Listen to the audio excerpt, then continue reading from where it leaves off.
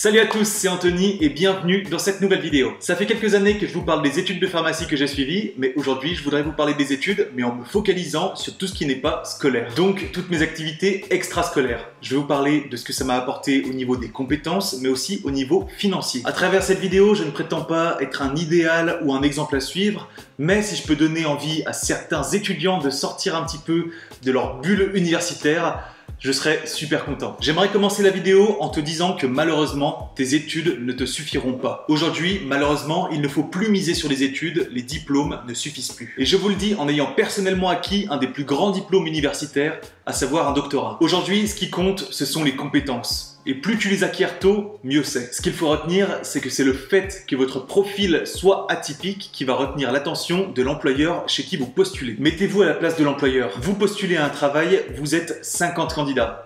50 personnes qui viennent des mêmes facs, qui ont étudié les mêmes matières, qui ont les mêmes diplômes, le même profil, etc. Si toi, tu arrives et tu dis « Regardez, je suis pharmacien, mais je suis aussi diplômé en marketing, j'ai participé à telle association, j'ai créé mon entreprise », eh bien vous avez toutes vos chances pour que l'employeur remarque votre profil plutôt que les 40 autres qui sont des copier-coller. Ce que je veux dire, c'est que tu as beau avoir été major de promo, tu as beau avoir eu ton bac mention très bien, avoir fait ta thèse sur un sujet super complexe, malheureusement tout ça, une fois sur le marché du travail, ça ne vaut plus grand chose. C'est triste à dire, mais une fois sur le marché du travail, le dernier de la promo et le premier de la promo ont le même diplôme. Et ce qui va faire la différence entre les deux, ce sont les compétences. À votre avis, un employeur préfère quelqu'un de diplômé ou quelqu'un de compétent? Alors attention, ne me faites pas dire ce que j'ai pas dit. Je ne suis pas en train de dire arrêtez de réviser, c'est complètement inutile, ça ne sert à rien. Bien sûr qu'il faut travailler pour avoir de bonnes notes, pour avoir un bon diplôme, pour avoir le métier de ses rêves, pour éviter de redoubler, ce serait absolument idiot de dire le contraire. Mais ce que je veux vous faire comprendre dans cette vidéo, c'est qu'il faut s'intéresser à autre chose que les études parce qu'elles ne suffisent plus. S'il y a des gens qui se reconnaissent dans ces propos, eh bien je ne peux que vous recommander de suivre attentivement cette vidéo qui vous donnera peut-être des idées de développement pour votre future carrière professionnelle.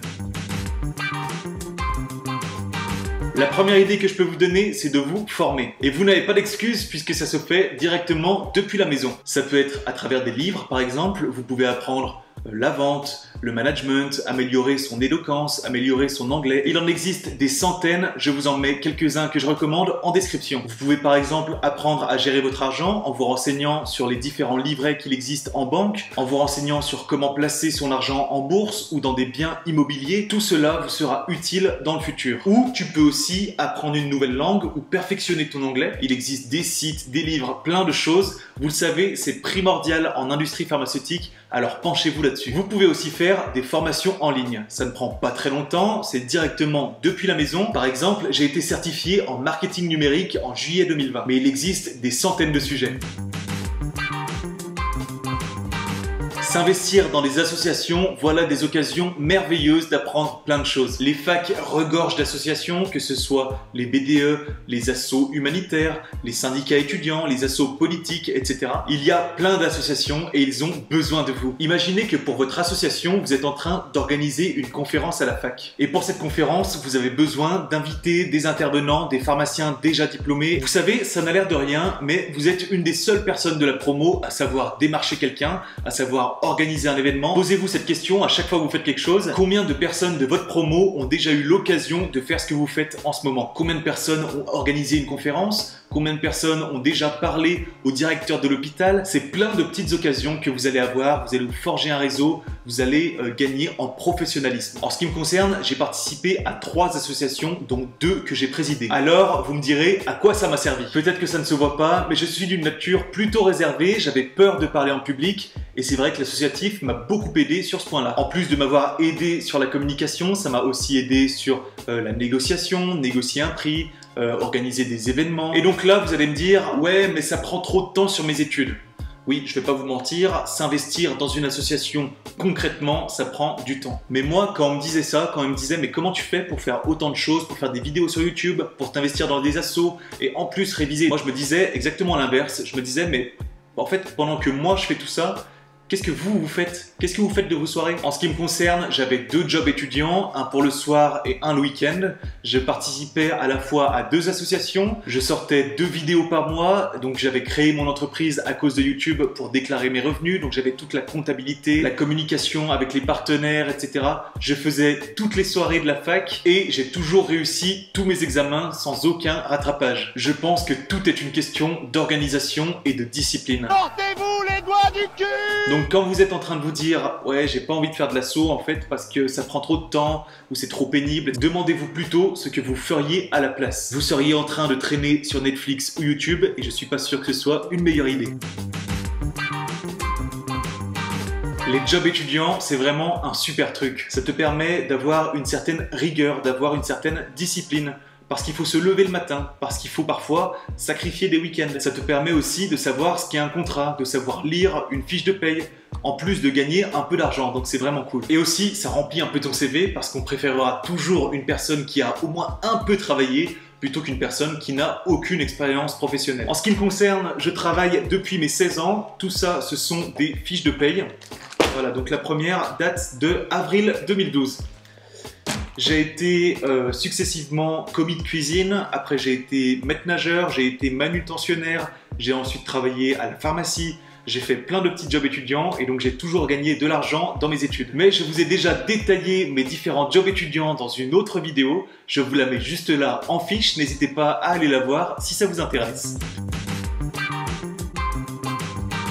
Si vous êtes un adepte de sport, d'art, de lecture, si vous tenez un blog sur vos expériences culinaires, si vous avez une passion pour le jardinage, le montage photo, etc. Bravo, c'est vraiment super, continuez et notez-le surtout sur votre CV. En ce qui me concerne, j'aime beaucoup l'histoire, et particulièrement l'histoire de France. Et je l'ai mis sur mon CV. Et croyez-le ou non, mais pendant un entretien pour un grand laboratoire pharmaceutique que vous connaissez, l'employeur m'a demandé « Ah, je vois que vous aimez l'histoire de France, quelle est l'époque qui vous intéresse le plus ?» Et là, au lieu de parler de mes expériences professionnelles, de mes études, de mon diplôme, comme on aurait un entretien normal, eh bien, on a parlé d'histoire, parce que c'est une passion qu'on avait en commun. C'est bête, mais ce sont vraiment ce genre de petits détails qui vont vous permettre de retenir l'attention de l'employeur sur vous, plutôt que sur un autre. Alors, si vous avez une passion pour le rugby, pour le jardinage, le bricolage, notez-le.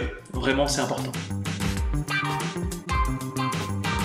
Mon dernier conseil, ce sera de créer votre entreprise. Bien sûr, ça ne va pas concerner tout le monde. Moi, personnellement, c'est l'activité que j'ai préférée. C'est vraiment celle qui m'a le plus apporté en compétences. Alors, je m'explique. J'ai dû donc créer mon entreprise pour déclarer les revenus que je générais avec ma chaîne YouTube. Ça m'a permis très tôt de savoir faire mes impôts, signer un contrat, rédiger une facture, rechercher des sponsors, négocier un prix. Ce sont vraiment des notions de base et je me suis toujours demandé mais pourquoi on ne les apprend pas à l'école. Donc par exemple, si vous êtes fort en pâtisserie, vous créez un blog et vous vendez par exemple des cupcakes ou des gâteaux d'anniversaire sur ce blog et vous créez votre entreprise. Donc là, vous serez par exemple amené à faire vos impôts, à rédiger des factures. Par exemple aussi, si vous souhaitez donner des cours de maths, des cours de tennis, si vous souhaitez apprendre à des gens à nager, ou bien si vous souhaitez aussi faire des vidéos YouTube, je vous encourage clairement à monter votre entreprise et à vous lancer. Moi, je ne retiens que du positif de toutes ces expériences. Il ne faut vraiment pas croire que c'est une perte de temps et que ça va vous empêcher de faire des choses pendant vos études. Je pense que tout est une question d'organisation. Je vous le garantis, j'ai énormément profité de tout le folklore étudiant pendant mes études. Je pense que si vous vous baladez dans mes anciennes vidéos, ça peut en attester. Eh bien bonjour! Nouvelle vidéo, qui dit nouvelle vidéo dit alcool. Et avec toutes les compétences que tu vas acquérir, tu vas dépasser tout le monde en entretien d'embauche. Alors le sacrifice en vaut la peine. Et toi, qu'est-ce que tu fais pendant tes études? Tu fais du sport, tu dessines, tu jardines, tu as peut-être créé ton entreprise? Raconte-moi tout ça en commentaire. N'oubliez pas de vous abonner à ma chaîne YouTube et de partager ma vidéo, ça me ferait très plaisir. On se dit à très vite, à bientôt.